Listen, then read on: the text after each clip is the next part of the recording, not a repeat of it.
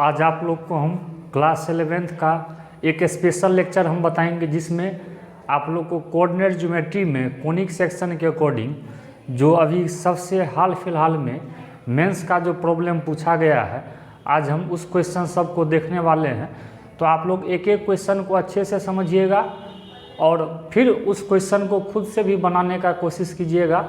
चलिए अब हम क्वेश्चन स्टार्ट करते हैं। आइए देखिए, ये फर्स्ट क्वेश्चन हम स्टार्ट कर रहे हैं। इफ़ ए लाइन, मान लीजिए कोई लाइन है टचिंग द सर्कल, सर्कल को टच करता है, जैसे ये सर्कल है इसको टच करता है, तो देन वैल्यू ऑफ के, तो के का वैल्यू पूछता है। ऑप्शन आपको दिया गया है, देखिए। तो ऐसा करते हैं, इसको हम लोग फिगर बनाने का कोशिश करते हैं। बहुत सिंपल क्वेश्चन है, ज़रा सा ध्यान दीजिएगा। ये आपका सर्कल है मान लीजिए, और एक लाइन जो है इसको टच करेगा। टच मतलब एक टेंजेंट के तरह एक लाइन खींचिए। इस लाइन का इक्वेशन है 3x + 4y - k = 0। देखो इस लाइन का RHS को 0 बना लिए। ऐसा करो, इस सर्कल का आप लोग सेंटर और रेडियस पता कर सकते हो, तो इस सर्कल का सेंटर लाने का कोशिश करो। तो सेंटर अगर निकालेंगे तो -1/2 इंटू एक्स का कोफिशिएंट -1/2 इंटू वाई का कोफिशिएंट। अब यहाँ से हम लोग सेंटर ला सकते हैं। ये 1 होगा, ये 2 होगा, और सेंटर आ गया तब तो रेडियस भी आ गया। रेडियस अगर लाना है √, तो 1 का स्क्वायर प्लस 2 का स्क्वायर, और इसमें से कांस्टेंट घटा देंगे। तो देखिए ये आपका आ जाएगा यहाँ से। इसको जब सिंपलीफाई करेंगे तब 5 में से 4 गया तो ये आ जाएगा 1। अब ध्यान दीजिएगा, तो इसका सेंटर हम लोग अब यहाँ दिखा सकते हैं, ठीक है, और इसका रेडियस भी हम लोग यहाँ दिखा सकते हैं। अब यहाँ से हम लोग एक कॉन्सेप्ट लगाते हैं। तो ऐसा कीजिए, इस पॉइंट से इसका डिस्टेंस लाते हैं, और आपको ये भी पता है ये परपेंडिकुलर होगा। जस्ट लाइक ये नॉर्मल है, ये आपका टेंजेंट है। तो आप लोग लोअर क्लास में पढ़ते होंगे, ये जो लाइन है ये ऑलवेज जो है टेंजेंट पे परपेंडिकुलर होगा। तो ये बताइए, इसका अगर हम लोग लेंथ लाएंगे तब तो रेडियस का ही काम करेगा। तो हम लोग स्ट्रेट लाइन में पढ़े हैं, तो इससे हम लोग डिस्टेंस लेंथ ला सकते हैं। तो अब यहाँ से बताइए, अगर लेंथ लाएंगे तो लेंथ का यहाँ हम फार्मूला अप्लाई करते हैं। तो इस पॉइंट को इसके LHS में रख देंगे, तो मोड ले लेंगे। आप लोग स्ट्रेट लाइन में पढ़ते होंगे, किसी पॉइंट से किसी लाइन का लेंथ कैसे लाते हैं, length of perpendicular divided by √, x का कोफिशिएंट का स्क्वायर और प्लस y का कोफिशिएंट का स्क्वायर। अब ये बताइए, ये जो लेंथ है यही तो 1 है, हम लोग को पता है। तो यहाँ से तो लिख सकते हैं, तो हो गया 11 - k/5। तो ये 5 क्रॉस मल्टीप्लाई हो जाएगा, तो 11 - k, और मोड जब हटता है तो प्लस माइनस दोनों देते हैं, ये आप लोग को पता ही है। तो अब यहाँ से प्लस का भी साइन ले सकते हैं, माइनस का भी साइन ले सकते हैं। तो या तो 5 = 11 - k होगा, या -5 = 11 - k। तो k बराबर आ जाएगा 6, या k बराबर निकालेंगे तो 16। अब आपको ऑप्शन से मिलाना है k का वैल्यू क्या होगा। तो ये देखिए, जेईई मेन का जो क्वेश्चन रहता है उसमें सिंगल ऑप्शन करेक्ट रहता है, ये भी आपको ध्यान रखना है, और नेगेटिव मार्किंग भी रहता है। तो अब यहाँ से देखिए 6 तो किसी ऑप्शन में नहीं है, तो ये आंसर को तो कंसीडर नहीं करेंगे। तो k बराबर 16 है, देखिए तो 16 है, तो ये कौन नंबर में है, C। तो इसलिए इसका जो आंसर है, इसका आंसर हम लोग को क्या लिख देंगे, C। जी हाँ, तो इसका आंसर क्या सही हो जाएगा, C। तो एक बार फिर से समझ लीजिए, हम लोग क्या कि एक सर्कल बना लिए, और ये स्ट्रेट लाइन दिया था लिख दिए, और यहाँ से ये इसका डिस्टेंस होगा, रेडियस का काम करेगा। सेंटर रेडियस निकाल लिए सर्कल का। और हम लोग स्ट्रेट लाइन में एक कॉन्सेप्ट, एक चैप्टर पढ़े थे, जो ये लेंथ हम लाते कैसे हैं, किसी पॉइंट से किसी लाइन का परपेंडिकुलर लेंथ कैसे लाते हैं। तो यही हम स्ट्रेट लाइन का फार्मूला लगा दिए, इसी से के का वैल्यू निकल गया। ठीक है, चलिए अब हम लोग नेक्स्ट क्वेश्चन को देखते हैं। और जहाँ भी आप लोग को लिखना हो, वीडियो को रोक करके आप वहाँ लिख सकते हैं, और जहाँ समझ में नहीं आए आप दोबारा से वीडियो को पॉज करके आप उसको समझ भी सकते हैं। चलिए अब हम नेक्स्ट क्वेश्चन पे बढ़ते हैं।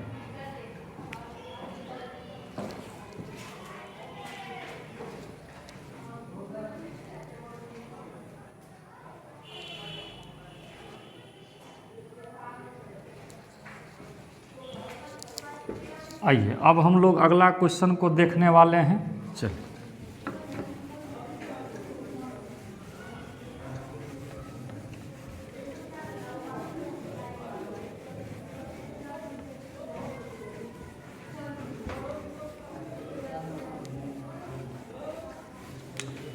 सिर्फ हम लोग जेईई मेन के प्रॉब्लम्स को डिस्कस करेंगे और देखेंगे जो आखिर किस कॉन्सेप्ट पे अभी हाल फिलहाल क्वेश्चन आता है, इस चीज़ को हम लोग रीड करने का कोशिश करेंगे।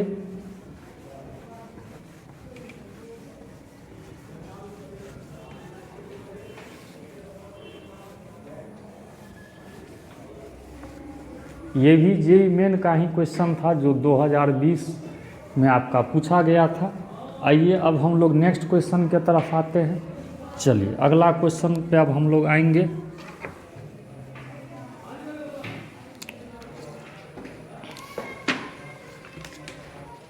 चलिए अब आपका नेक्स्ट क्वेश्चन है,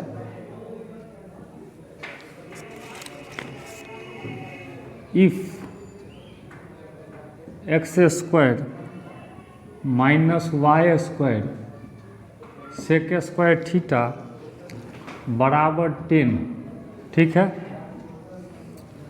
बी ए हाइपरबोला, ठीक है, हाइपरबोला है, and x square sec square theta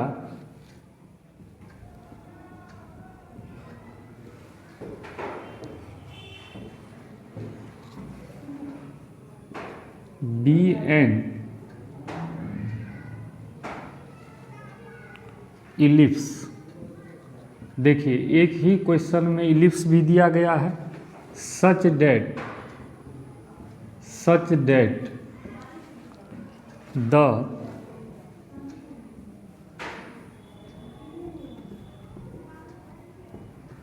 eccentricity of hyperbola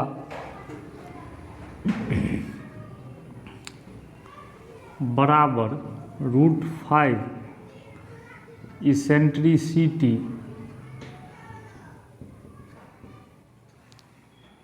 of ellipse,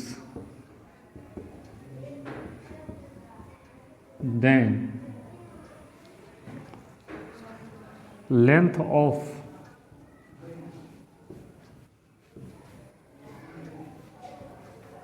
latus rectum of ellipse is। चलिए इसके ऑप्शंस को हम लोग देखते हैं। 4√5/3, बी में है 4/, सी में है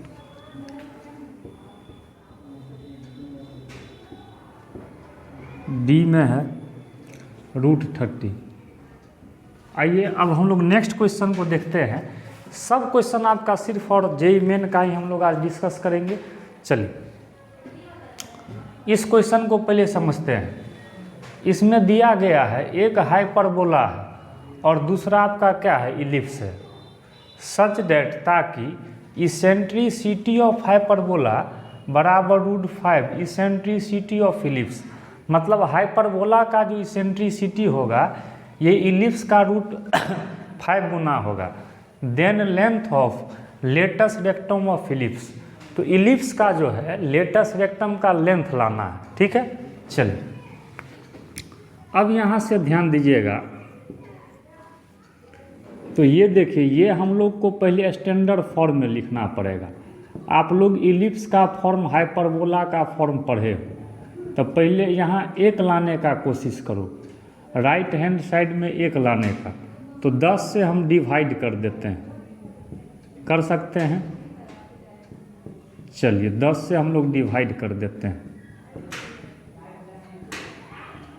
तो यहाँ से आ जाएगा एक्स स्क्वायर बाई 10। आइए देखिए, सेक स्क्वायर को आप नीचे भी लिख सकते हो, तो ये हो जाएगा कॉस स्क्वायर, क्योंकि देखिए 1 बाय कॉस स्क्वायर कीजिएगा तो फिर सेक स्क्वायर आ जाएगा, इस साइड आ जाएगा 1। तो अब यहाँ से हम लोग ये तो बता सकते हैं, इसको और हम अगर तोड़ना चाहे तो हम ऐसे भी कह सकते हैं, √10 का स्क्वायर और ये होगा √10 cos थीटा का स्क्वायर। तो ए आपका हो गया √10 और बी हो गया √10 cos थीटा। चलिए, ये आपको पता होगा, ये हाइपरबोला का फॉर्म है, x square by a square minus y square by b square बराबर 1। हाइपरबोला में 2 फॉर्म पढ़ते होंगे, ये आपका फर्स्ट फॉर्म का हाइपरबोला है, x square by a square minus y square by b square बराबर 1।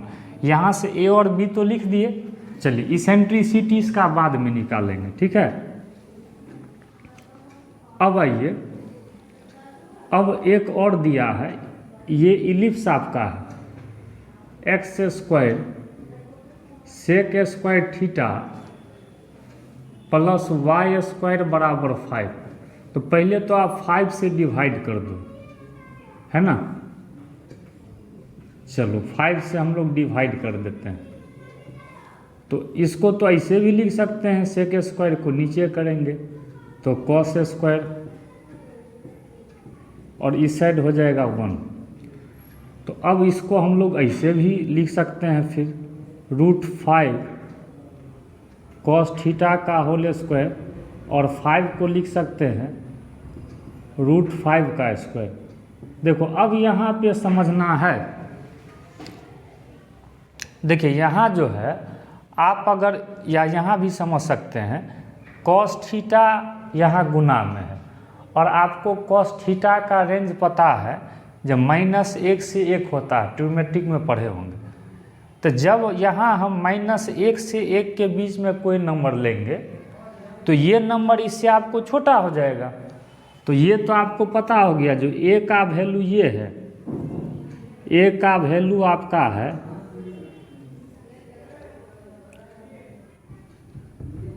ए का वैल्यू है √5 cos थीटा और बी बराबर है √5। तो इलिप्स में तो दोनों फॉर्म ऐसे ही होता है, लेकिन ये देखिए ये जो है इससे छोटा हो जाएगा। यहाँ लिख देते हैं here a less than b. देखो यहाँ पर जो ए होगा, ये जो लेंथ होगा ये इससे छोटा होगा, मतलब ये वर्टिकल इलिप्स होगा। देखो इलिप्स 2 टाइप से पढ़े होंगे, एक हॉरिजॉन्टल उसमें ए बी से बड़ा होता था, एक वर्टिकल जिसमें ए बी से छोटा होता था। तो अब हम लोग क्वेश्चन पे आएंगे, तो सबसे पहले स्टैंडर्ड फॉर्म में लिख दिए, अब क्वेश्चन पे ये पढ़ते हैं, दिया गया है जो हाइपरबोला का जो इसेंट्रिसिटी है इसका √5 टाइम है इलिप्स की इसेंट्रिसिटी का। चलिए अब यहाँ तक तो आप लोग समझ गए, यहाँ तक कुछ नहीं किए हैं। ये हाइपरबोला का स्टैंडर्ड फॉर्म में लिख लिए, ये इलिप्स के स्टैंडर्ड फॉर्म में लिख लिए, ठीक है। अब हम लोग क्वेश्चन पे बढ़ेंगे। चलिए अब क्वेश्चन के अकॉर्डिंग बढ़ेंगे।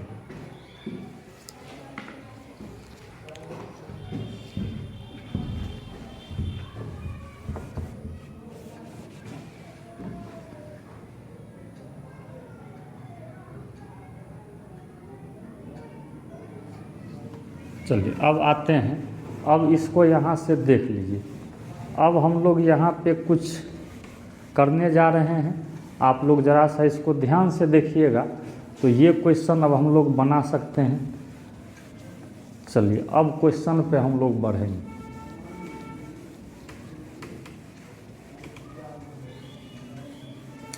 इसको नहीं मिटाएं, इसका काम पड़ेगा, ठीक है, इसलिए इसको भी रहने दिए।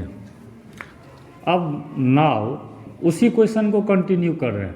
अब क्या है, इसेंट्रिसिटी ई हाइपरबोला जो है, ठीक है, ये √5 गुना है इसेंट्रिसिटी किसका, इलिप्स का। अब तुम लोग याद करो, हाइपरबोला का इसेंट्रिसिटी पढ़ता होगा, नहीं याद है तो आपको हम याद दिलवा देते हैं। जैसे देखिए रिलेशन पढ़ेंगे b² बराबर a² e² -1, तो यहाँ से निकालिएगा तो √1+, ठीक है, √5। देखो इलिप्स में क्या होता है, ये इलिप्स जो है ये वर्टिकल इलिप्स है, तो उसमें पढ़ते होगे a² बराबर b² और 1 - e², तो यहाँ से आ जाएगा a²/b²। आप लोग को डायरेक्ट भी फार्मूला याद होगा, √1 - a²/b², ये आप लोग फार्मूला पढ़े होंगे। चलिए अब इसको तो हम मिटा सकते हैं ना। अब क्या कीजिए, स्क्वायरिंग कर दीजिए। तो यहाँ से क्या कीजिए, ये हाइपरबोला का है देखना, तो हम स्क्वायरिंग कर देते हैं रूट हटाने के लिए। अब बताओ, तो 1 + b², तो ये हो जाएगा 10 cos² θ/10 हो जाएगा, ये हो जाएगा 5 1 - a², ये इलिप्स का है a, तो हो जाएगा 5 cos² θ/5। अब देखो यहाँ से ध्यान देना तुम लोग, अब इसको हम जरा सा मिटा देते हैं, ठीक है, इसको इससे ध्यान रखिएगा। हमको इलिप्स का लेटस रेक्टम, ये इलिप्स का हमको ध्यान रखना, यहाँ लिख देते हैं। इलिप्स के लिए a बराबर है √5 cos θ, ये इलिप्स के लिए है, और ELL लिख देते हैं, मिटाना पड़ेगा, और यहाँ से b बराबर है √5, और सेकेंड फॉर्म का है, ये भी ध्यान रखिएगा। अब इसको हम लोग मिटा देते हैं। चलिए अब यहाँ से देखिए, ये आ गया 1 + cos² θ बराबर 5 1 - cos² θ। अब हम इसको जरा सा कैलकुलेट कर लेते हैं। 1 + cos² θ बराबर 5 - 5 cos² θ, और यहाँ से हम लोग जब बढ़ेंगे तो 6 cos² θ = हो जाएगा 4, तो cos² θ यहाँ से निकाल लेंगे तो 4/6, तो ये हो जाएगा 2/3। देखिए अब हम लोग क्या किए, cos θ भी ला सकते हैं या cos² θ रहने देते हैं। अब हम लोग को लेटस रेक्टम का लेंथ लाना है, तो इस रिजल्ट को यहाँ तक रहने देते हैं। अब हम यहाँ फार्मूला लगाते हैं। चलिए तो अब यहाँ से, इसीलिए लेंथ ऑफ लेटस रेक्टम, तो आप लोग को फार्मूला पढ़ाए हैं रेक्टम,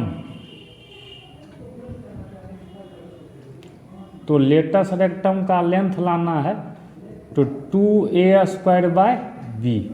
अब तो सबका वैल्यू पता है, हम लोग इसमें रख सकते हैं, तो इसको अब हम इसमें रखते हैं। चलिए इलिप्स का लेटस रेक्टम का लेंथ है, सेकेंड फॉर्म का इलिप्स है, तो इसका तो यही फार्मूला ना होगा। तो इस साइड अब हम लिखेंगे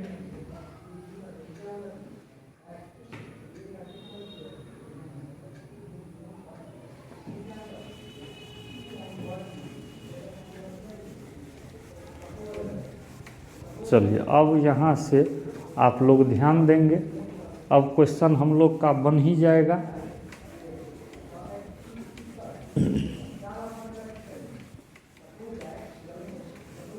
तो अब यहाँ से 2 उसी को कंटिन्यू करते हैं, 2a² मतलब हो जाएगा √5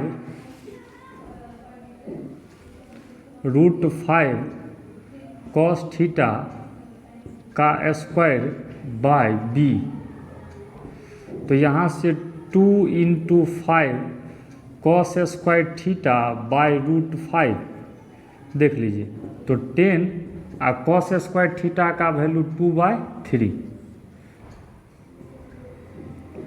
ठीक है।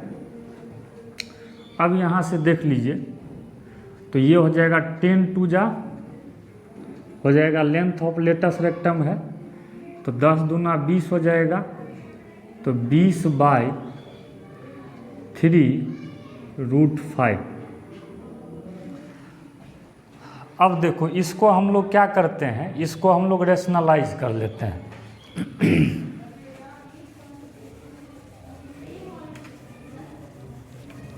चलो ऑप्शन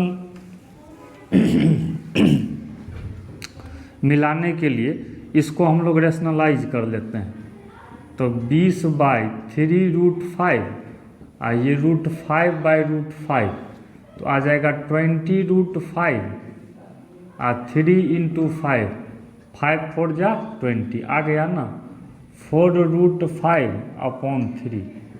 तो इसका ये क्या आ गया करेक्ट आंसर। देखिए कुछ क्वेश्चंस जेईई मेन में होते हैं, लेकिन मैक्सिमम क्वेश्चन जो आपको मिलेंगे वहाँ आपको फार्मूला को ध्यान रखना पड़ेगा। अगर आप फार्मूला ध्यान रखते हैं तो आप डायरेक्ट क्वेश्चन को अटेम्प्ट कर सकते हैं। इसका करेक्ट ऑप्शन क्या हो जाएगा, ए। इसका जो है ए नंबर ऑप्शन क्या हो जाएगा, सही, ठीक है। चलिए अब फिर हम लोग नेक्स्ट क्वेश्चन को देखेंगे।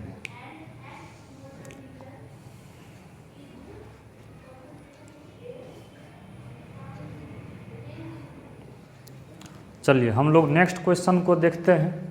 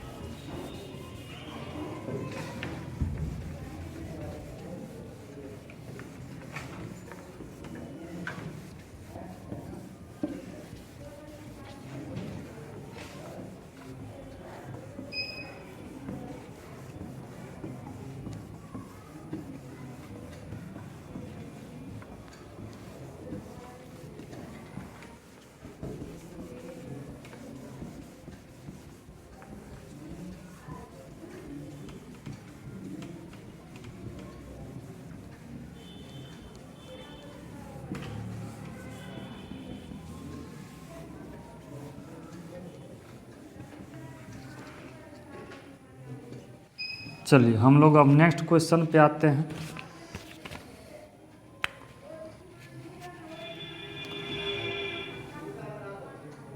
आइए थर्ड नंबर क्वेश्चन है, an equilateral.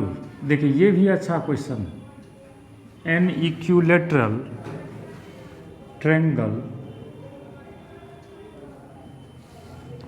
Is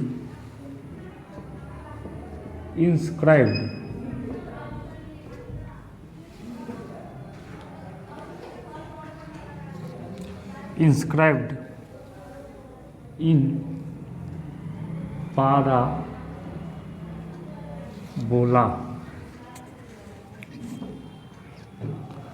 y square बराबर 8x whose one vertex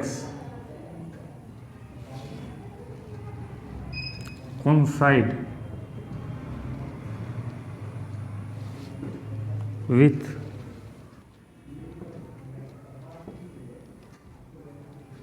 vertex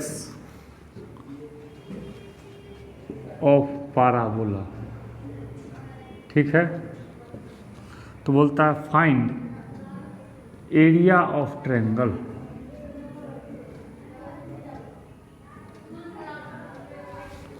option दिया है, ए में आपका है 196√3, बी में है 194√3, सी में है 192√3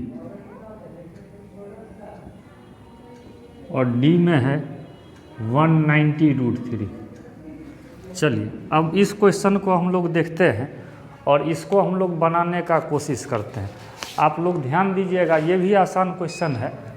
ये कहता है एक इक्विलैटरल ट्रायंगल है जो कि पैराबोला के अंदर है, इंस्क्राइब्ड मतलब उसके अंदर में है। तो सबसे पहले हम लोग कोशिश करते हैं जो इसका फिगर बनाने का तो आप लोग को पता है इसका फिगर हम लोग बना सकते हैं। अब देखिए इसका one vertex is coincide with vertex of parabola. Vertex ये हुआ आपका पैराबोला का, एक वर्टेक्स इसके साथ कोइंसाइड करता है। अब आप लोग यहाँ ध्यान दीजिएगा, अगर हम इसको मिला दें और यहाँ भी हम लोग मिला दें, मान लीजिए इसको ओ मान ले, ए मान ले, बी मान ले, यही हम लोग का इक्विलैटरल ट्रायंगल है। और आप लोग जानते हैं अगर y² बराबर 8x है तो इसको जब 4ax पे लिखिएगा पैराबोला को तो a का वैल्यू 2 आ जाएगा। तो ऐसा करते हैं ना, इस लेंथ को हम मान लीजिए, इस लेंथ को हम मान लेते हैं, कुछ मान लेते हैं, मान लीजिए ना इसको हम p मान लेते हैं, p। ये बताइए आप लोग को ये तो पता है जो तीनों एंगल इक्विलैटरल ट्रायंगल है तो 60 डिग्री होगा। तो ये बताइए ये जो एंगल है ये आपका कितना होगा 30 डिग्री, इसको हम c मान लेते हैं। अब आप ये तो बता सकते हैं OC का जो लेंथ होगा ये p cos 30 होगा, cos 30 हो जाएगा √3/2, तो √3p/2। और आप ये AC का भी लेंथ बता सकते हो तो p sin 30। देखिए आप लोग कंपोनेंट वेक्टर में पढ़ते होंगे, एंगल जिसके साथ है ये cos कंपोनेंट लेते हैं और ये क्या लेते हैं sin कंपोनेंट। sin 30 हो जाएगा 1/2। तो इसीलिए हम लोग तो a का कोऑर्डिनेट लिख सकते हैं √3p/2 और p/2, a का कोऑर्डिनेट लिख दिए। तो अब ये आप लोग ध्यान दीजिए इस क्वेश्चन में, तो ये जो पॉइंट होगा ए पॉइंट, ये ए का हम कोऑर्डिनेट लिखे हैं, यहाँ लिख भी देते हैं कोऑर्डिनेट ऑफ ए पॉइंट का तो कोऑर्डिनेट यही होगा। अब ये आप लोग बताइए ये पॉइंट तो पैराबोला पर ही है, इसका मतलब ये इसको क्या करेगा सेटिस्फाइड करेगा। तो अब क्या कीजिए आप लोग पैराबोला में जो है इस पॉइंट को सेटिस्फाइड करवाइए, क्योंकि देखिए ये जो ए पॉइंट है ये पैराबोला पे है, तो y के जगह p/2 का होल स्क्वायर बराबर 8 और x के जगह √3p/2। अब यहाँ से देखिए तो p²/4 ये 2/4, p से p कट गया तो p बराबर 16√3। देखिए ये p आपका निकल गया। अब यहाँ से क्या कीजिए, p निकल गया तब तो हम लोग इसका लेंथ ला ही सकते हैं, इसका भी लेंथ ला सकते हैं।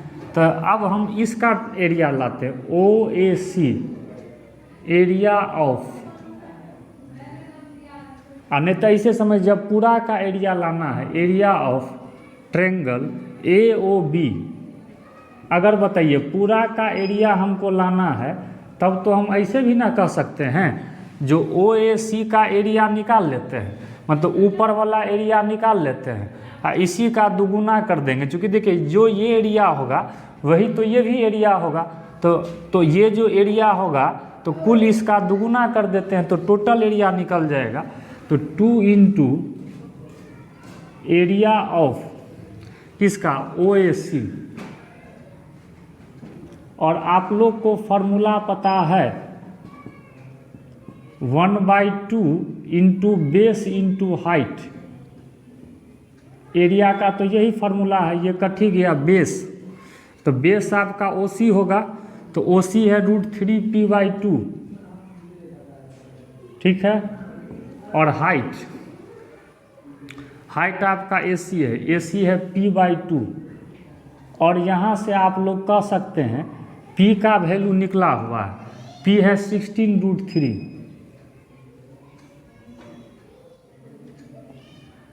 16√3/2। अब तो हम लोग इसको सिंप्लीफाई कर सकते हैं, 2 दूना 4, 4 चौक 16, तो आपको हो गया यहाँ से, तो ये हो गया 16 चौका 64 और 3, तो 192। तो यहाँ पर हम लिख देते हैं आप लोग को, तो ये आपका आ जाएगा 192√3, यही आपका क्या आ गया एरिया। फिर से एक बार समझ लीजिए, तो इसका करेक्ट ऑप्शन हो गया C। फिर से एक बार आप लोग देख लीजिए, इस क्वेश्चन में कुछ नहीं किए हैं, बस सिंपल सा इसका हमको एरिया लाना था, ठीक है। तो ये हम एंगल तो 30 डिग्री होगा, इक्विलेटरल ट्रायंगल है, इसको हम P मान लिए लेंथ, तो लेंथ तो सेम होगा, इक्विलेटरल ट्रायंगल है, तो ये P cos 30 cos कंपोनेंट, ये P sin 30 वही लिखे हैं, cos 30 और sin 30 का वैल्यू रख दिए। तो A का कोऑर्डिनेट के लिए ये पता है, ये पता है, तो A का कोऑर्डिनेट हम लिख दिए, ये x कोऑर्डिनेट, ये आपका y कोऑर्डिनेट। जब A का कोऑर्डिनेट लिख दिए तो A तो पैराबोला पर ही ना होगा, ये पॉइंट, तो ये पॉइंट को हम सेटिस्फाइड करवा सकते हैं, और जब सेटिस्फाइड करवाए तो P निकल गया, और जब हम लोग को P आ गया तो ये पूरा का एरिया लाना था, बताइए। तो पूरा का अगर एरिया लाना था तो 2 इंटू और ऊपर वाला का एरिया, मतलब ई छोटा वाला अगर ट्रायंगल का एरिया निकाल लेते, इसी का ना दुगुना टोटल हो जाएगा। तो 1/2 इंटू बेस इंटू हाइट, ये आपका बेस था, बेस निकला हुआ था, ये हाइट था, बस P का वैल्यू ऊपर से रख दिए, ठीक है। तो इस तरह से ये आपका एरिया निकल गया। चलिए अब हम लोग नेक्स्ट क्वेश्चन पे बढ़ेंगे।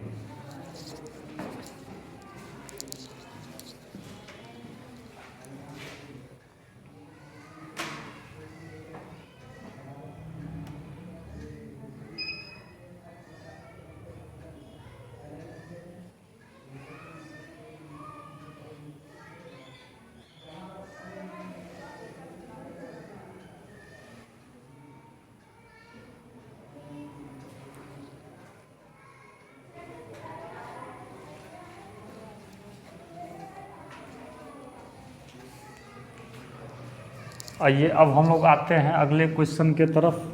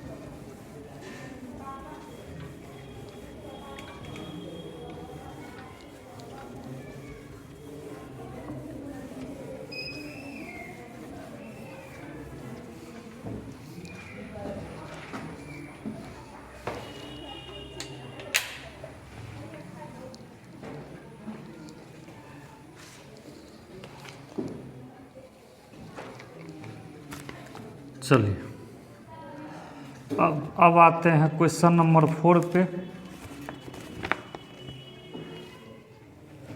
हम लोग 3 क्वेश्चन को देख लिए हैं, अब चौथा क्वेश्चन पे आते हैं। Let x²/4 + y²/3 = 1 is an ellipse.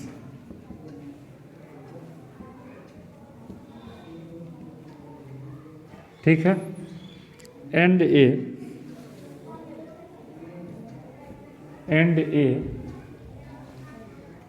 Hyperbola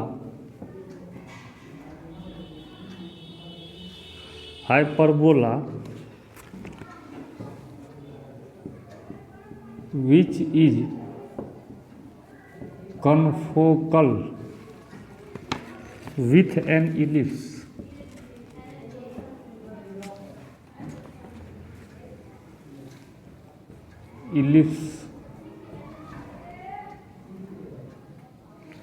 such that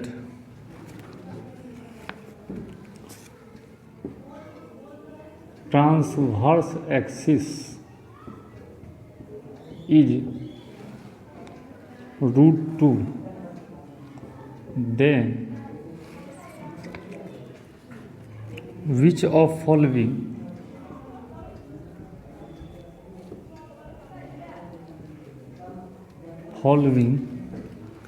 point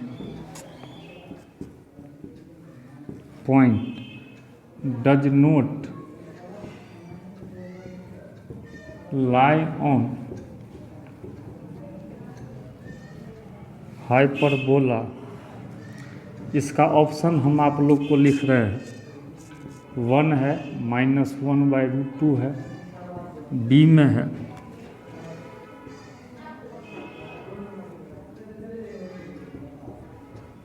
सी में है,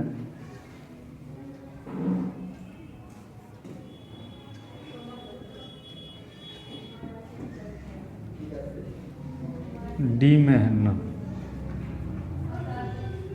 चलो अब देखिए इस क्वेश्चन को आप लोग पहले समझ लीजिए, फिर हम लोग इसको भी बनाएंगे। देखिए ये क्वेश्चन में क्या दिया है, एक आपका इलिप्स है। पहले तो हम इसको स्टैंडर्ड फॉर्म में लिखें, 4 को 2 का स्क्वायर, 3 को लिख सकते हैं √3 का स्क्वायर। तो ये आपका इलिप्स है, क्लियर है। यहाँ A2 है और B √3 है, तो ये फर्स्ट फॉर्म का इलिप्स है। तो कनफोकल, देखिए एक हाइपरबोला है जो इसके साथ कनफोकल है। फोकल, फोकस से फोकल बनता है, फोकस जिसको फोकी तुम लोग बोलते हो। तो कनफोकल मतलब जो इलिप्स का फोकल होगा, फोकस, वही हाइपरबोला का भी फोकस होगा। तो फोकस के लिए आप लोग को कोऑर्डिनेट पता है, तो इसेंट्रिसिटी पहले निकाल लेते हैं। तो इलिप्स में आप लोग पढ़े B² = A²। रुक जाइए, हम लोग जैसे इसी से निकालते हैं,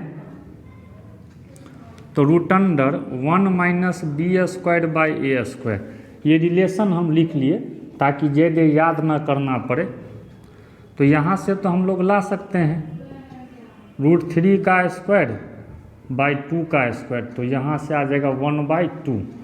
आइए, तो हम लोग फोकी पढ़े हैं, फोकस मतलब फोकी, तो फोकी आपका क्या हो जाएगा, +- AE0, A × E, तो आपका आ जाएगा +-1, 0। चलो ये तो दिया है, आगे पढ़िएगा। Such that transverse axis is √2, transverse axis. अच्छा, आप लोग को जब हाइपरबोला हम पढ़ा रहे थे, तो हाइपरबोला में बताए थे जो इलिप्स में मेजर एक्सिस रहता है उसी को हम ट्रांसवर्स एक्सिस कहते हैं। तो जस्ट लाइक ये same to same major axis है। तो लेंथ ऑफ, ये दिया गया है, लेंथ ऑफ ट्रांसवर्स एक्सिस ये दिया है √2, और ट्रांसवर्स एक्सिस का लेंथ 2a होता है। तो a = √2/2, और 2 को तो लिख सकते हैं √2 × √2, तो आ गया 1/√2। अब देखिए यहाँ से a हमको पता है, ये फोकी दिया है, एंड आप देखिए जो इलिप्स का कनफोकल यहाँ जब दिया हुआ है, तो जो इलिप्स का फोकी है वही तो हाइपरबोला का भी होगा। तो फोकी AE0 होता है, तो AE का वैल्यू आपका जो है यहाँ से 1 दिया है, ये 0 तो 0 ही रहेगा। अब हम लोग इससे क्या करते हैं, जो B का वैल्यू लाते हैं, ठीक है। फिर हम लोग इक्वेशन लिखेंगे, उसके बाद हम लोग फिर क्वेश्चन को देखेंगे। चलिए अब हम B का वैल्यू लाएंगे, वो भी रिलेशन का यूज करके।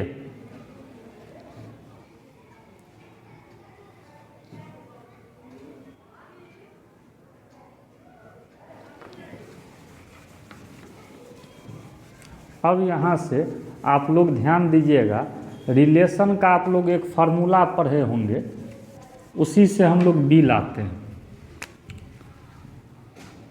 तो relation between A B and E, तो हम लोग पढ़े हैं बी स्क्वायर हाइपरबोला में A square into E square minus 1, तो होगा A square minus A square. A का वैल्यू है, तो हो जाएगा, ठीक है। तो बी स्क्वायर निकल गया, तो बी बराबर आ गया 1/√2। अब बताइए ए भी निकल गया, बी भी निकल गया, तब तो अब हम लोग जो है हाइपरबोला का तो इक्वेशन लिख सकते हैं।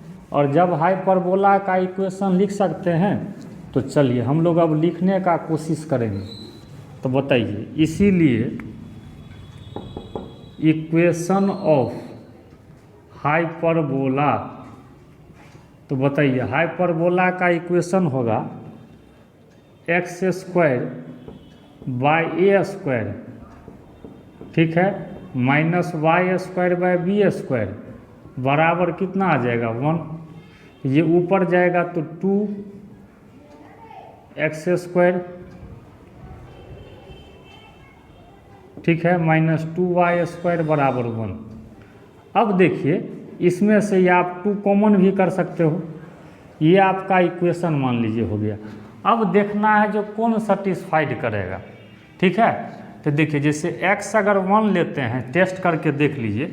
जैसे कहता है which of following point does not lie, अच्छा लाई मतलब कौन इस पे लाई नहीं करेगा, तो इस सब पॉइंट को बारी बारी से रखेंगे, और जो सेटिस्फाइड नहीं करेगा वही ना लाई नहीं करेगा।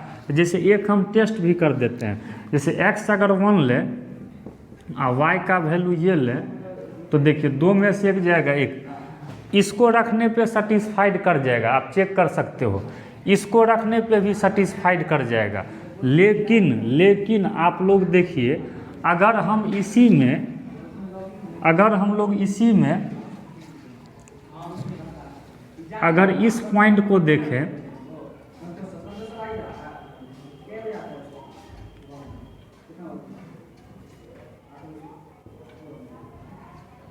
तो इस पॉइंट को अगर हम लोग रखते हैं, तो ये शायद सेटिस्फाइड नहीं करेगा।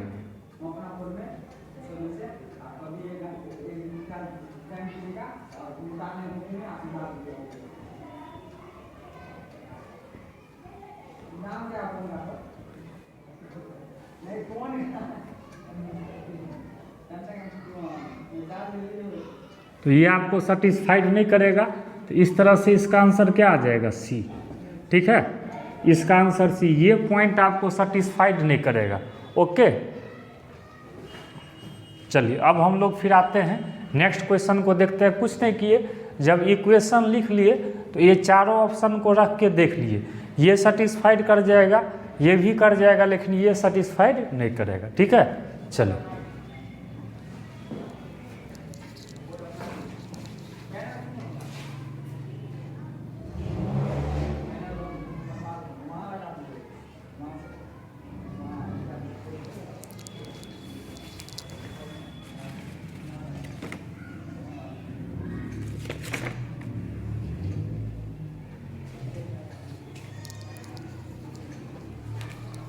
चलिए अब एक और क्वेश्चन को हम लोग देखने जा रहे हैं।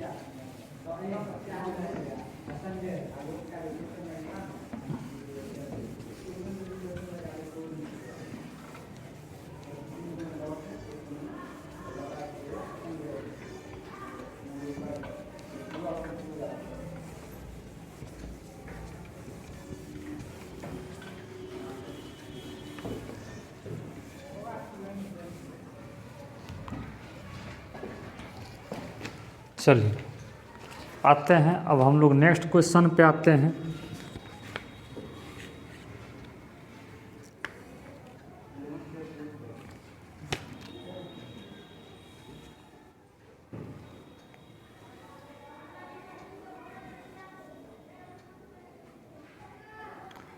हम लोग 4 तक देख लिए थे, अब 5 नंबर क्वेश्चन पे आते हैं। 5 में दिया है, ये आसान क्वेश्चन है। The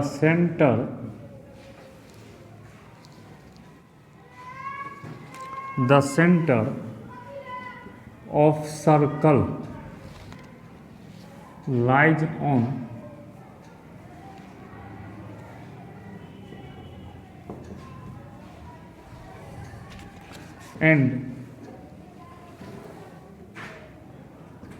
and touching the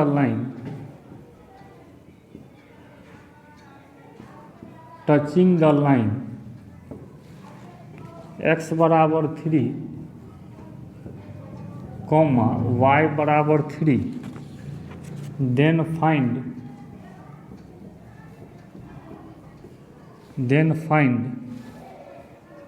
diameter। A option आपका 1 है, बी में 2 है, सी में 4 है। देखो ये क्वेश्चन को हम बनाने जा रहे हैं, आप लोग थोड़ा सा ध्यान से इसको देखिएगा, ये आसान ही क्वेश्चन है। आपको क्वेश्चन में क्या है, एक सेंटर जो है सर्कल का उस लाइन पे लाई करता है। देखिए जैसे हम लोग एक सर्कल बनाने जा रहे हैं, ठीक है, और इसको टच करता है। देखिए x बराबर 3, आप लोग स्ट्रेट लाइन में पढ़े होंगे। जैसे अगर इसका ग्राफ खींचना है तो y का टर्म नहीं है, तो y के पैरेलल में मान लीजिए ग्राफ खींच सकते हैं, और इसका एक कैसे, ये x बराबर 3 का ग्राफ है, ये y बराबर 3 का। देखिए इसी में एक सर्कल है, देखिए ये सर्कल है मान लो, ठीक है। इसका जो सेंटर है बाबू, सेंटर आपको इस लाइन पे है। किस लाइन पे है, तो सेंटर है x प्लस वाई बराबर 3। तो मान लीजिए आप लोग को हम कोऑर्डिनेट में बताए हैं, अगर हम इसको h मान लेते हैं, देखिएगा इसको अगर हम h मान लेंगे x कोऑर्डिनेट को, तो y कोऑर्डिनेट तो इसी से निकल जाएगा ताकि सिंगल वेरिएबल में आ जाए। तो y बराबर होगा 3 माइनस x मतलब 3 माइनस h। फिर से देखिए, इसको अगर हम h मान लिए तो यहीं से तो y का वैल्यू 3 माइनस x हो जाएगा, यहाँ से y बराबर क्या हो जाएगा, बहुत आसान क्वेश्चन है, 3 माइनस x। अब यहाँ देखो तुम लोग, तो इसका मतलब देखिए ये कितना होगा, ये आपका जैसे देख लीजिए, ये x कोऑर्डिनेट ये y कोऑर्डिनेट हो जाएगा, और हम अगर इसके पॉइंट ऑफ व्यू से देखें तो ये कोऑर्डिनेट आपका हो जाएगा h। फिर से देखिए, ये आपका x होगा ना, ये x, ये आपका x होगा, ये आपका क्या हो जाएगा y, यहाँ से ये y कोऑर्डिनेट हो जाएगा। और इसके लिए अगर हम लोग देखें तो देखिए ये आपका x होगा, ये आपका y होगा। तो यहाँ से आप बता सकते हैं, इसको ज़रा सा हम इस तरह से बना ले तो अच्छा रहेगा ग्राफ को, तो आप लोग को और अच्छा से समझ में आएगा। देखिए हाँ अब अच्छा से आएगा, ये टच कर रहा है। तो अब ये देखिए ये आपका h होगा, ऐसे समझो, ऐसे आपको दिक्कत हो ऐसे समझिए। तो देखिए ये भी रेडियस, ये भी रेडियस, ये भी रेडियस, ये भी रेडियस। तो अब तो यहाँ पर हम लोग देख के कह सकते हैं ना, ये जो h होगा ये 3 माइनस h के बराबर होगा, और h को इधर लाएंगे तो 2h बराबर 3। जी हाँ, हम लोग को डायमीटर लाना है, और आपको पता है देखो रेडियस h लो कि ये लो, दोनों रेडियस का ही काम करेगा। ये आपका क्या है बाबू, रेडियस ही ना है। तो अब यहाँ से बताइए यार, डायमीटर रेडियस का दुगुना होता है, तो ये अगर रेडियस है तो ये पूरा तो डायमीटर का काम करेगा, इसीलिए डायमीटर। जी हाँ, इसमें कुछ नहीं करना है। देखिए जेईई मेन में आपको कॉन्सेप्चुअल क्वेश्चन भी रहता है, ये नहीं है जो क्वेश्चन लंबा ही बनेगा, बहुत क्वेश्चन ऐसा भी रहता है जो आपको कंसेप्ट को चेक करेगा। तो जैसे इस क्वेश्चन का आंसर क्या हो जाएगा 3। फिर से एक बार समझ लीजिए, जैसे इसमें दिया है सर्कल का सेंटर इस लाइन पे लाई करता है, समझ गए, इस दोनों लाइन को टच करता है, इसको भी और इसको भी, ये भी क्लियर है, दोनों लाइन को टच करता है। अब बताइए, तो सेंटर इस लाइन पे लेना है तो एक्स कोऑर्डिनेट एच ले लिए और वाई यहीं से हम निकाल लेंगे। तो अब ये बताइए, ये डिस्टेंस तो वर्टिकल वाला होगा, तो ये 3 - h होगा, ये h होगा, बताइए। तो ये भी रेडियस ही है, ये भी रेडियस है, तो दोनों रेडियस को सेम कर सकते हैं। तो यहाँ से 2h निकाल लिए, h इधर आएगा, तो ये जो 2h होगा तो ये तो रेडियस है, और रेडियस का जो दुगुना होता है वही ना डायमीटर होता है।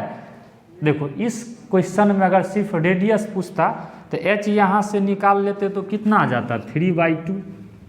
तो रेडियस पूछता तो 3/2 होता, लेकिन यहाँ डायमीटर पूछा है तो डायमीटर आपका यही ना हो जाएगा, रेडियस का ट्वाइस। समझ में आया? रेडियस पूछता तो 3/2 होता, लेकिन इस केस में हमको डायमीटर पूछा है तो डायमीटर तो हम लोग का यही हो जाएगा ना। चलो अब आते हैं next problem.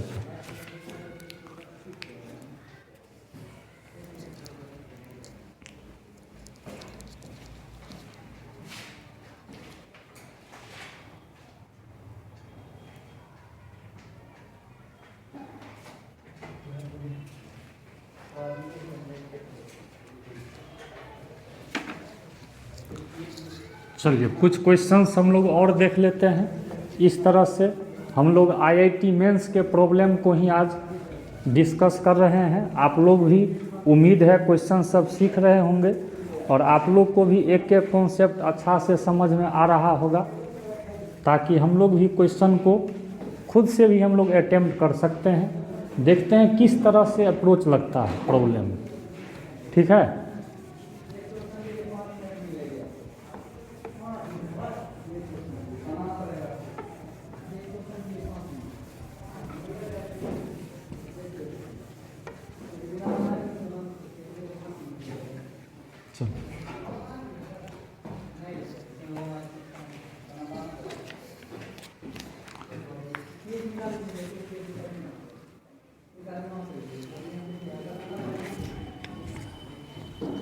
Let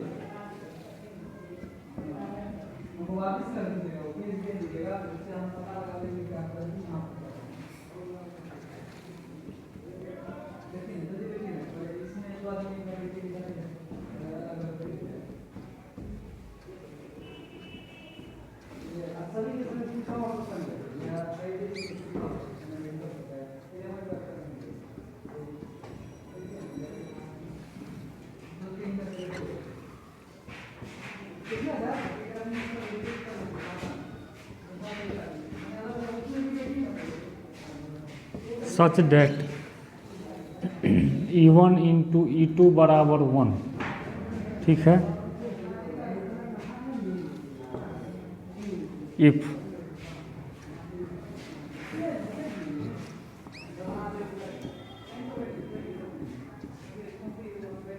distance between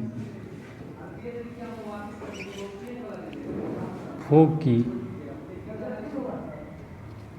of an ellipse is alpha and that of hyperbola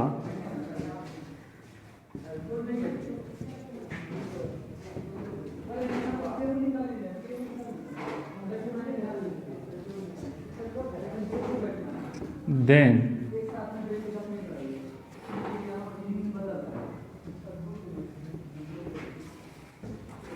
चलिए अल्फ़ा बीटा हम लोग को लाना है। ऑप्शन हम लोग को दे दिया गया 8,10, 10,7, और 4,10। चलिए अब हम लोग इस क्वेश्चन को देखने वाले हैं। आप लोग ज़रा सा ध्यान देंगे। इस क्वेश्चन में क्या है, देखिए ये इलिप्स है और ये हाइपरबोला है, दे भी दिया है, और इसेंट्रिसिटी का प्रोडक्ट दे दिया है। तो ये बताइए सॉल्यूशन में E1 इंटू E2 बराबर 1। अब बताइए E1 इलिप्स का है, तो इलिप्स का आप लोग को फॉर्मूला पढ़े होंगे, b² बराबर a² इंटू 1 माइनस, देखो हम रिलेशन से ही निकाल लेते हैं, ठीक है। तो root under 1 minus b² by a²। और हाइपरबोला का बात करेंगे तो हाइपरबोला का बाबू ये होता है,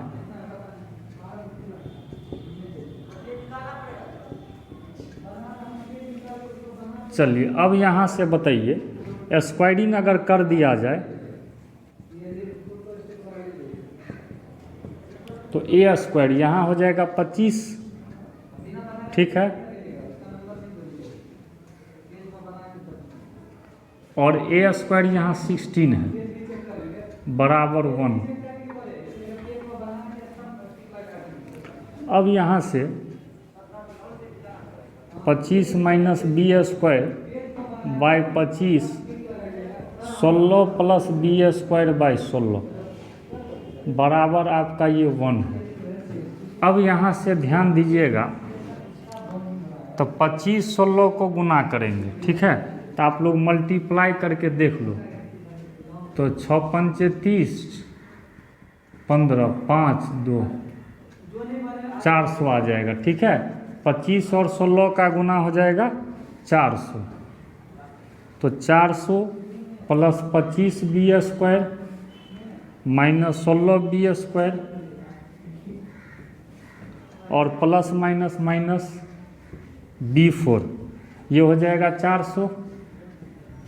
तो 400 आपका कट ही जाएगा, तो 25 में से 16 गया तो 9 b², यहाँ से b² कॉमन कर सकते हैं। चलिए या तो b² 0 होगा और नहीं तो 9 माइनस b² बराबर 0, तो b² बराबर 9, तो b बराबर लिख सकते हैं 3। अब यहाँ से देखिए हम लोग तो b तो निकाल लिए, अननोन था। अब पढ़ते हैं if distance between foci of N ellipse is alpha. अच्छा, फोकी के बीच का दूरी, ये आप लोग को फार्मूला हम पढ़ाए हैं। चलिए इसको यहाँ पे हम मिटा करके फिर बनाते हैं और फिर हम लोग फार्मूला को अप्लाई करेंगे।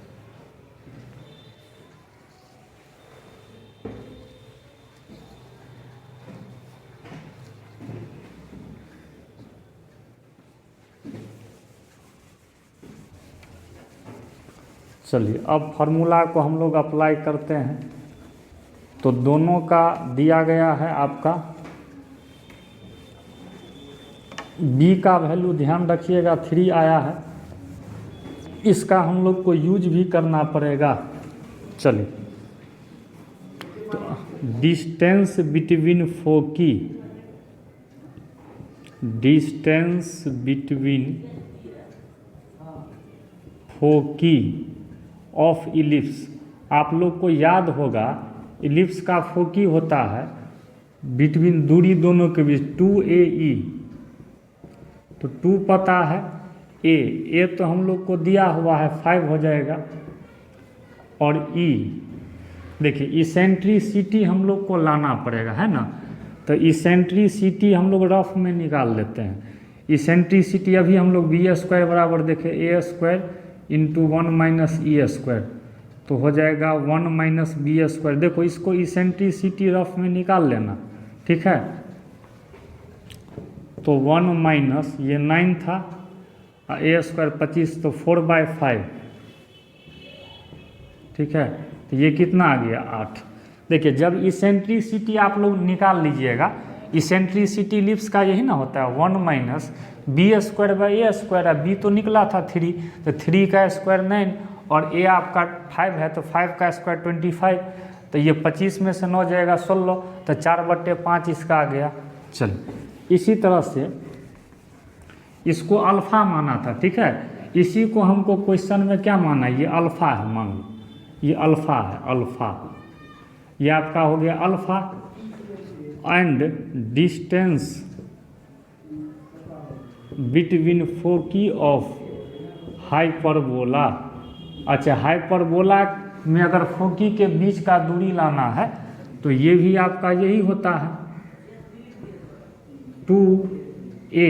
ए यहाँ कितना है, तो ये हो जाएगा 4। इसेंट्रिसिटी लाना पड़ेगा, देखिए तो बी स्क्वायर बराबर ए स्क्वायर और ए स्क्वायर माइनस 1, तो 1 प्लस बी स्क्वायर बाई, इसको रफ में निकाल लेते हैं तो b तो 9 और ए स्क्वायर हो गया 16, तो 25, 5/4, तो 5 2 जा 10। इसी को क्या माना है, बीटा। फिर से देखिए हम लोग किए क्या, तो इसको हम लोग रफ में इसेंट्रिसिटी निकाल लिए, मतलब रिलेशन से ही निकाल लिए। ज़्यादा क्यों याद करेंगे, हर जगह इसलिए हम रिलेशन लिख रहे हैं। अब यहाँ से आप लोग ध्यान दीजिए, तो हमको अल्फ़ा बीटा लिखना था ना, तो इसीलिए अल्फ़ा कोमा बीटा, तो अल्फ़ा निकला है 8 और बीटा निकला है 10, तो इसका करेक्ट ऑप्शन क्या हो जाएगा, बी। देखिए ये आपका आसान ही क्वेश्चन था, मतलब फार्मूला अगर हम लोग याद रखें तो मैक्सिमम क्वेश्चन हम लोग जेईई मेंस का खुद से सेल्फ से हम लोग बना सकते हैं। चलिए अब फिर नेक्स्ट क्वेश्चन की तरफ आते हैं।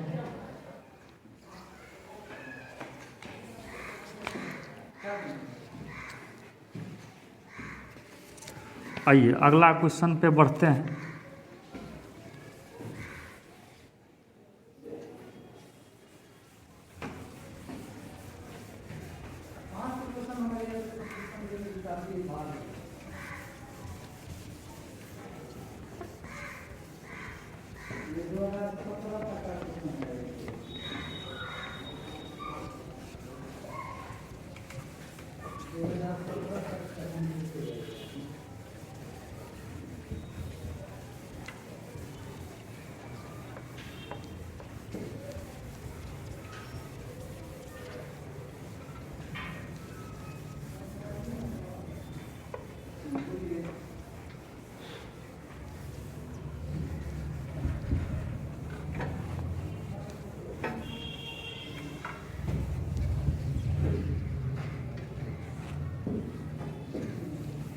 चलिए अब आइए हम लोग नेक्स्ट क्वेश्चन पे आते हैं। क्वेश्चन नंबर अब 7 को देखने वाले हैं। तो 7 में है 2 इक्वल सर्कल ऑफ रेडियस 2√5, ठीक है, Passage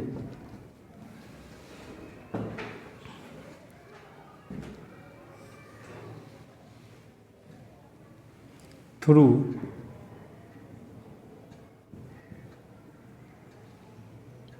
extremities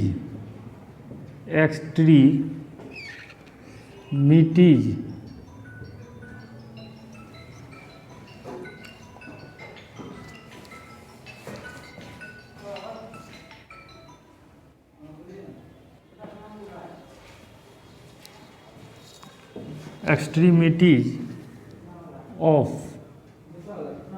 latus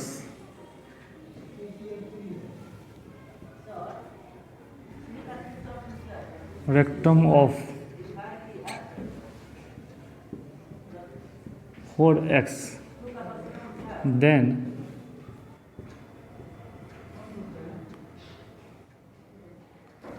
distance between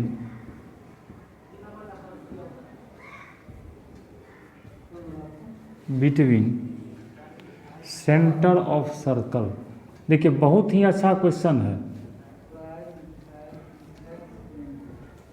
is a में 4 है, बी में 8 है, सी में 2 है और डी में आपका कितना है 6।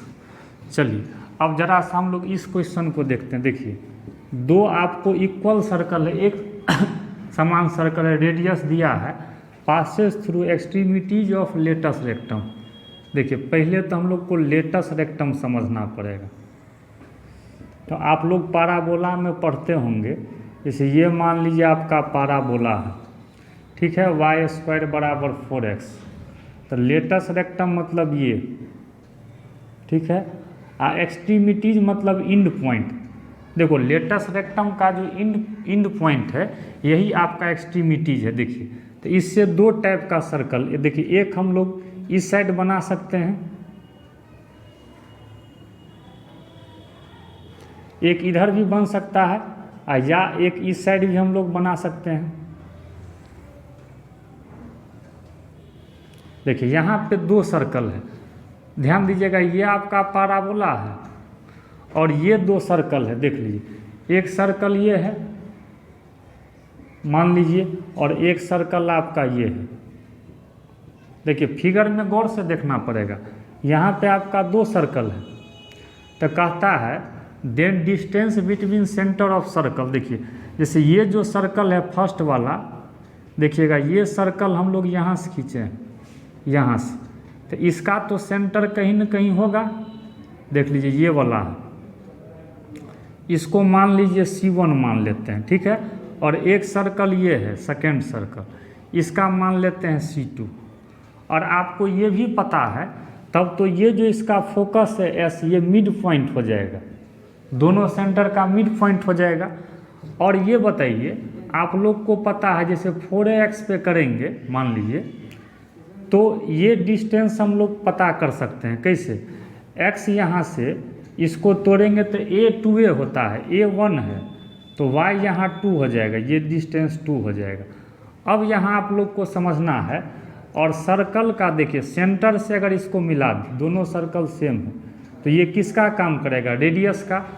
तो हम लोग ऐसा करते हैं, हमको C1, ये दोनों जो है सेंटर के बीच का दूरी चाहिए, तो C1 C2, इसके लिए ऐसा करते हैं ना, तो तब तो ये गौर से देखिएगा, तो ये राइट एंगल ट्रायंगल बन सकता है। गौर से देखिए, इस फिगर को अच्छे से देखिएगा, तो ये राइट एंगल ट्रायंगल आपका बनेगा।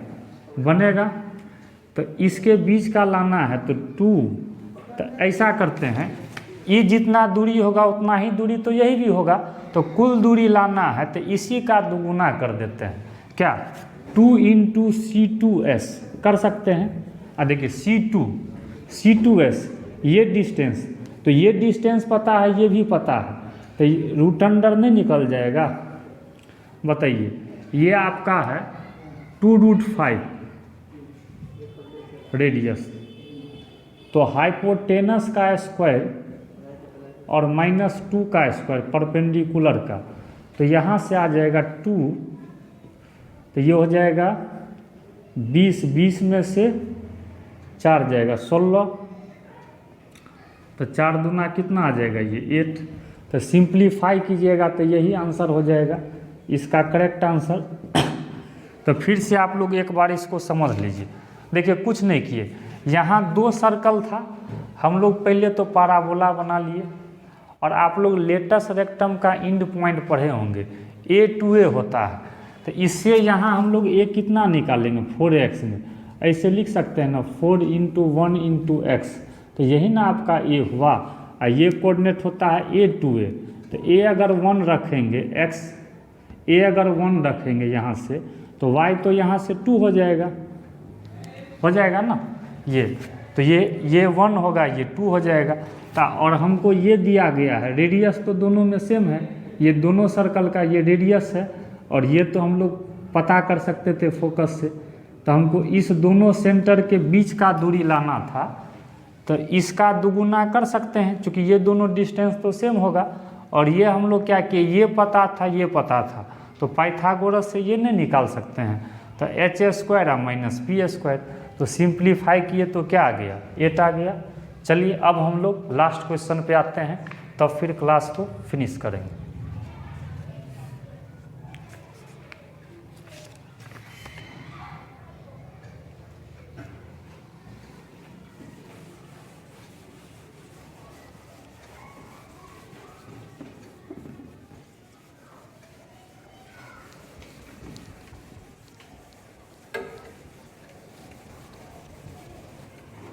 चलिए अब हम लोग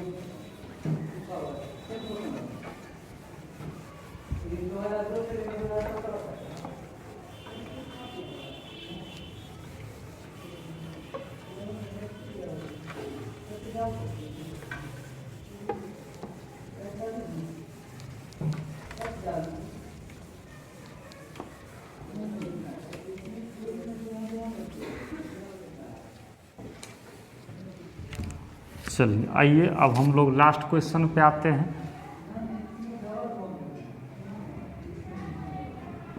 if P is point lying on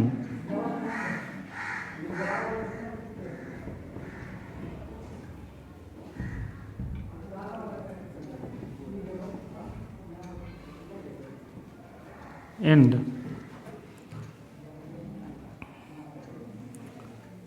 A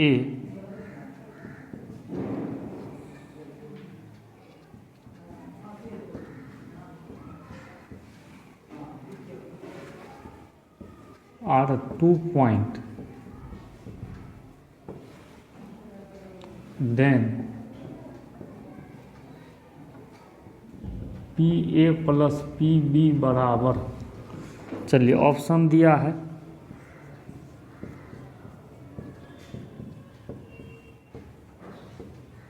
चलिए बहुत ही सिंपल क्वेश्चन है। देखिए आईआईटी का जेईई मेन का एक और लॉजिक क्वेश्चन को देखिए, आपको पता चल जाएगा जो वास्तव में कॉन्सेप्ट क्या होता है। मान लीजिए इस इलिप्स का हम लोग फिगर बना लेते हैं। देखिए बहुत ही आसान क्वेश्चन, तो इलिप्स का तो फिगर हम लोग बना सकते हैं।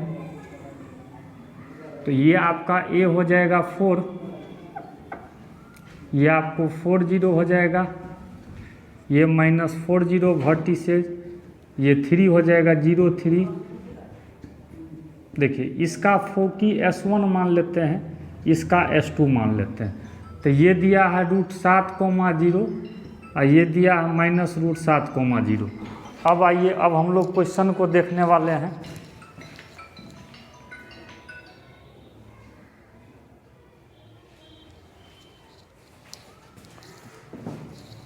अब देखिए P कोई पॉइंट है जो इस इलिप्स पे, मान लो यही कोई P पॉइंट है, तो इसको इससे मिला दो और इसको इससे मिला दो। देखो तुम लोग को जो ये AB पॉइंट दिया है, इसको मान लो A और इसको मान लो B। तो ये जो है ऑटोमेटिक है, आप चेक भी कर सकते हैं। ये आपका फोकी दिया है, ये जो आपको AB पॉइंट है ये आपका फोकी है। मतलब आप टेस्ट करने के लिए आप ये समझ लो फोकी आपको दे दिया ±√7,0, यही ना AE होता है। ठीक है, आप टेस्ट भी A हमको पता है, E भी निकल सकता है। अब देखिए आप लोग को जब हम इलिप्स का डेफिनीशन पढ़ाए थे तो वहाँ हम लिखे थे डेफिनीशन में, जो एक ऐसा पॉइंट का लोकस है जिसका इससे डिस्टेंस है, इससे डिस्टेंस, दोनों का जो सम होता है वो हर हमेशा कांस्टेंट होता है। तो अब यहाँ से आप लोग ध्यान दीजिएगा, तो कहिएगा कांस्टेंट का मतलब तो इसेंट्रिसिटी, जी हाँ, लेकिन आपको एक चीज़ यहाँ पे ध्यान देना होगा। इस क्वेश्चन में P को मानना नहीं है, बिना माने हुए बनेगा। देखिए PA प्लस PB बराबर कांस्टेंट होता है, और इसी कांस्टेंट को आप ये कह सकते हैं, सुनिएगा, इलिप्स के केस में इस कांस्टेंट को, जो इस दोनों का जो सम PA प्लस PB जो कांस्टेंट होगा, उसको आप लेंथ ऑफ मेजर एक्सिस ले सकते हो।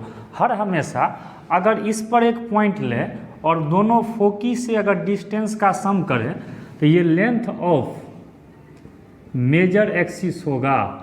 ये आप देख सकते हो या आप खुद भी सोच सकते हो, नहीं तो आप लोग याद रखना कॉन्सेप्ट को।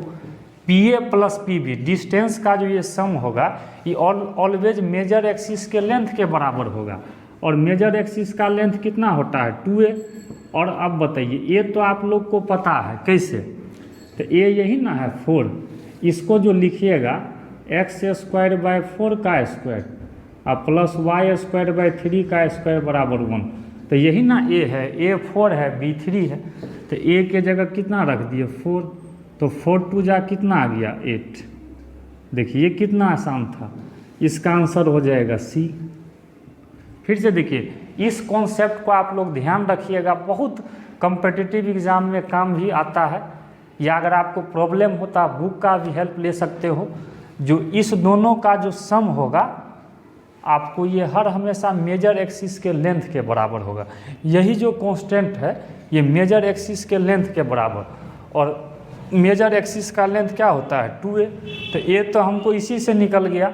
देखो इससे भी आप a निकाल सकते थे, लेकिन काहे उतना लंबा करेंगे, जब डायरेक्ट ही क्वेश्चन बन गया तो तोड़ने का कोई काम नहीं है। चलिए तो आज का जो लेक्चर है यहीं पे हम समाप्त करते हैं। तो आप लोग इस लेक्चर को जो फुल्ली सितंबर में जो आपका जेईई मेन का एग्ज़ाम हुआ था उसी पे बेस्ड था, तो आप लोग एक एक क्वेश्चन अच्छे से घर पे इसको देखना, इसको बनाना, ठीक है। फिर हम लोग अगले लेक्चर में एक नए कॉन्सेप्ट को देखेंगे, ठीक है, ओके।